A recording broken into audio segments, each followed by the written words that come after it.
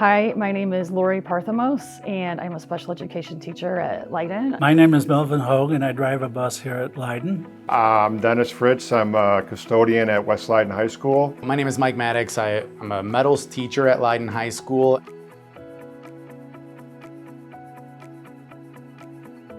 I worked with my dad and my other family members. I ended up taking on a role of consultant. I loved talking with the customers and working with them on giving estimates. We would give design tips, color tips, helping them understand how it all worked. We would bring these old, beautiful homes back to life. I worked at Dean Foods for 15 years, delivering milk products, and I got into that through a friend, a mutual friend that worked at the company out of the Marines. I was still kind of looking for what I wanted to do, what I was going to get into, and I got an opportunity to work on the truck. Well, I've always been a hands-on person. I've always been interested in doing things, making things, and even on my own time, I have a wood shop in my house, and I do a lot of furniture building and things like that. I have the right mindset for it, and then my dad was just a conduit because he did it professionally, and of course as a teenager, really I was looking to make money, but it made sense to go there. Attempted college, couldn't afford it on the GI Bill, dropped out. I was looking for a job, and my brother was a diesel mechanic, and he recommended there was a roofing company right across the street where he worked. He says,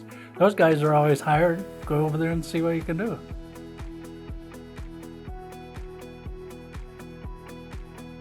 Hard, hot, cold, brutal work. I started off doing what a lot of people start off doing, which is kind of maintaining the machines, maintaining the shop, and then moved up into operating manual equipment, and then I started running and programming CNC equipment, and it got to the point where I was the 18-year-old when a new CNC piece came in.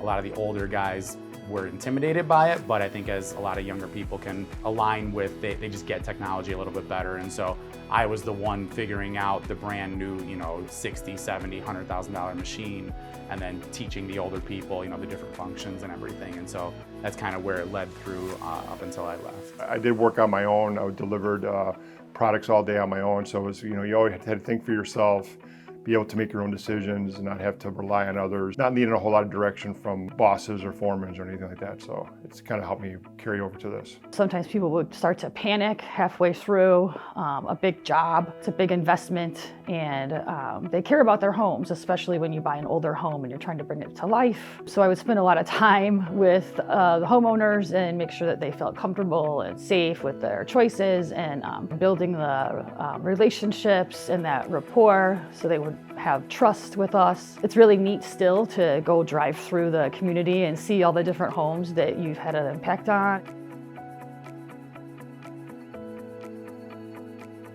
Not every day is a good day. Not every day is going to be the most productive day. Accidents happen, mistakes happen. You need to own them.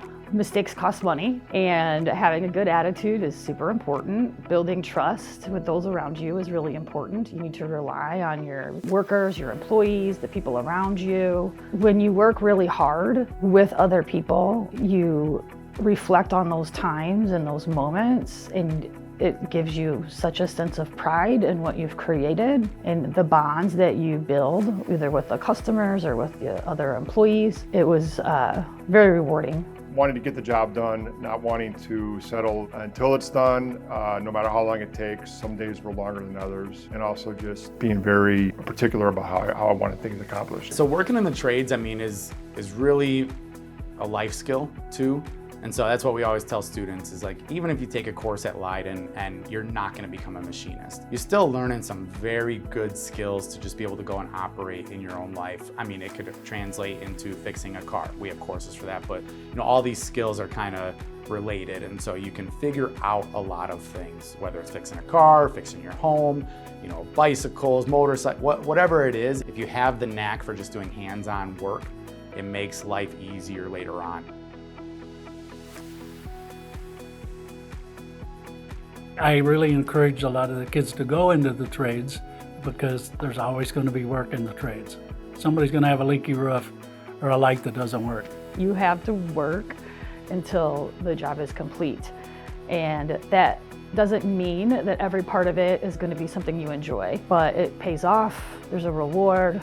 There's a lot to celebrate when you're complete, and that you got to stick with it. four-year college university path is not the only path, and there's a lot of opportunity in the trades to get your education paid for while you're working and making money. If they started at 18, they have years of experience, plus they have whatever certificate or possibly degree under their belt, and they have zero debt because their employer either funded it 100% or they funded it a partial amount, but they were working, so they were also able to pay off whatever remainder there was without ever taking a loan out. From my own experience, it would be to really work hard in school. I think that I would really stress the kids to really, when they're young like that, between the ages of 9th and 12th grade, to really focus on their future after high school. I know we don't think about that when we're kids. We really work hard in school. Go to school, get your education.